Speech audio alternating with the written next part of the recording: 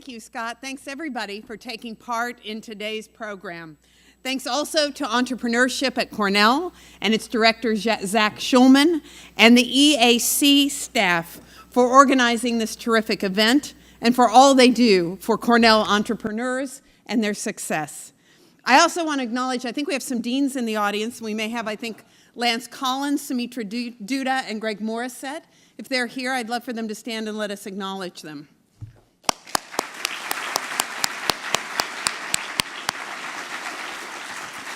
Of course, entrepreneurship is so part of the Cornell DNA that we could have all the deans here to talk about entrepreneurship, but the three schools represented are ones that have really focused on this important aspect and developed it into their curriculum. Now, that shouldn't surprise us because Cornell was founded by an entrepreneur, and we've always been an entrepreneurial university. You can see some of our entrepreneurship if you go over to the east side and look at our new campus rising off of Roosevelt Island. If you haven't done that, you absolutely should, and I'll talk about that in a few minutes. I am confident that Ezra Cornell would be astounded and pleased by the extent to which entrepreneurship pervades our culture. Entrepreneurship is a multifaceted strength at Cornell. Forbes named Cornell the fourth most entrepreneurial university in America, and Tech.co ranked us #1 for producing students with startup talent. And the entrepreneurial spirit is growing in our faculty and our other researchers as well. In fiscal year 2015, we reached a record number of startups from Cornell-developed technology, 9 from Weill Cornell Medicine here in New York and 7 from the Ithaca campus. We also had a record number of invention licenses with royalty terms, 34. And although that is great, that's very good, it puts us among the top of the Ivy Plus, it is not sufficient. We are going to continue to move forward and increase those numbers, bringing even more of our ideas and knowledge into the workplace. At Cornell, entrepreneurship is supported by an entire ecosystem, one that has grown from the bottom up, and so we have many entrepreneurial activities throughout the university under many umbrellas involving faculty, staff, alumni, and members of our community. EAC is the overarching structure governed by the deans, as I said, of all 13 schools and colleges. It's university-wide, and that's critical to its success. The attitude we take and encourage in our various communities was well expressed long ago by Machiavelli. Entrepreneurs are those who understand there is little difference between obstacle and opportunity and are able to turn both to their advantage. At the center of this ecosystem are 3 platforms that support entrepreneurship. For students with business ideas, the ideal entry point is our new Blackstone Launchpad, which we just announced a few weeks ago. Blackstone Launchpad, operating at Cornell under EAC, is designed to lower barriers for students who want to develop their ideas and increase the likelihood that they will receive coaching, mentoring, encouragement to pursue their ideas. BLP's mission is to introduce entrepreneurship as a viable career path. eHub is the second platform, providing a physical place and additional programming to develop students' interests. Opening the string in 2 locations, eHub will incorporate our current student business accelerator called eLab and offer mentors in residence, workshops, seminars, hackathons, all to encourage students to transform their ideas into businesses. eHub is a very ambitious project. It involves a number of our schools and colleges, and I also want to give special thanks to the Student Agencies Foundation for partnering with us. The third platform is our community around Ithaca. Cornell serves actively as an economic development engine, particularly around entrepreneurship. Cornellians have started many successful startup companies with economic impact, and we are striving to extend Cornell's strength in how to grow new ventures into the community with programs like Rev Ithaca Startup Works. I hope you visited that on the new Commons in Ithaca. It's a business incubator that we run along with Ithaca College and Tompkins Cortland Community College and with the Southern Tier Startup Alliance, which provides support and mentorship. And we intend to be much more active in the Southern Tier, bringing more entrepreneurial businesses into our region.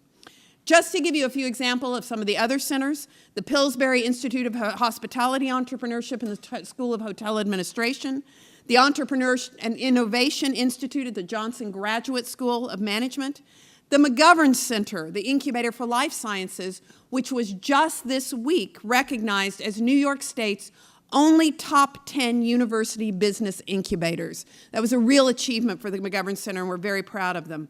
And the Atkinson Center for a Sustainable Future. So what you can see is that we have a robust entrepreneurial ecosystem in Ithaca. Now, as I mentioned, our spirit of entrepreneurship lives on in New York City, and at the heart of it is Cornell Tech, both in the graduate degree programs and the Runway postdoctoral program at the Jacobs Technion Cornell Institute.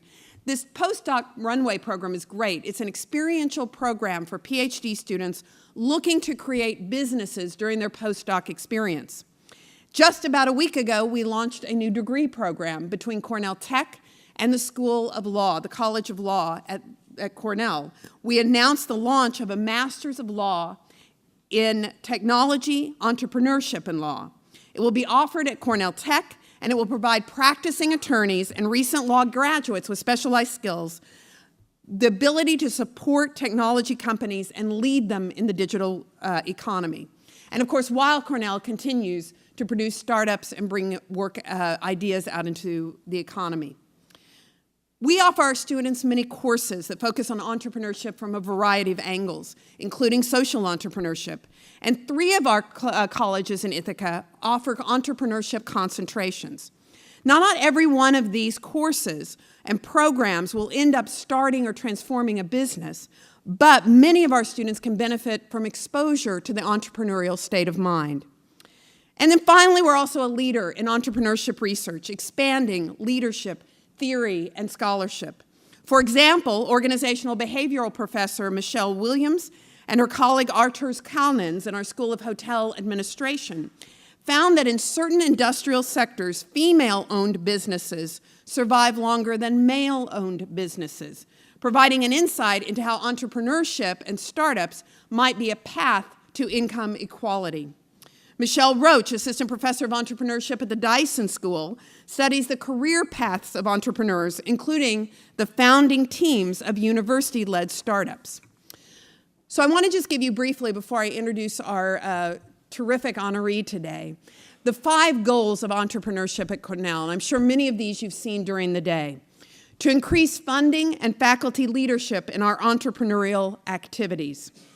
2, to achieve a higher rate of commercialization for Cornell research, including more startups. I told you a little bit about what we're already doing. We were also looking for a new lead for our Center of Technology Licensing. And what we're going to do is try to bring some of the new ideas that we're seeing generated at Cornell Tech, at Weill Cornell, and in some places in the Ithaca campus, and make sure all of those ideas are available to all of our students and faculty. We want to lead in thinking differently about how we can bring our work out into the world. And we're very excited about that. We also recognize that technology doesn't have a narrow definition. It can include software code hosted in the cloud and downloadable. So we're very excited. And the other thing I would say about our IP, we also have amazing IP out of the School of Agriculture and Life Sciences. I don't know if you guys know this, but we have created more than 278 new varieties of fruits and vegetables. And we receive, as a university, about $1.5 million a year from all of the new, primarily apples, that we produced. So it's something that not very many of our peer schools have as a way of thinking about entrepreneurship. I would say, thirdly, we want to increase diversity in entrepreneurship. Relatively few women and African Americans are in entrepreneurial activities. How can we as Cornell help address that? I think one way we're doing it, and I saw this in the last speaker, is to think about ways we encourage more women and minority students to go into entrepreneurship. Our Rev has a program for women called Passenger to Pilot that was recently recognized by the Small Business Association. 15 women entrepreneurs are participating in this, and we're helping, I think, provide role models for this segment of our population who can succeed wonderfully in the startup world. We will also be sponsoring a conference on women in February. One other kind of diversity we've focused on is in the Hotel Administration School. We have a boot camp for veterans who want to be entrepreneurs. Number 4, we want to increase research about entrepreneurship and bridge theory and practice. I gave you 2 examples of that. That kind of scholarship, that kind of research is being produced all over our campus, and we'll begin to think of our campuses, all 3 of them, as ways to study how we bring work out into the world. And then fifthly, we want to encourage businesses to stay in our upstate area where economic development is much needed. As I've mentioned, we have REV, we're part of the Southern Tier Startup Alliance, and we will continue to make the case that upstate New York is a terrific place to begin a business. As Machiavelli said, obstacles and opportunities are not so very different, and we will turn both to our advantage.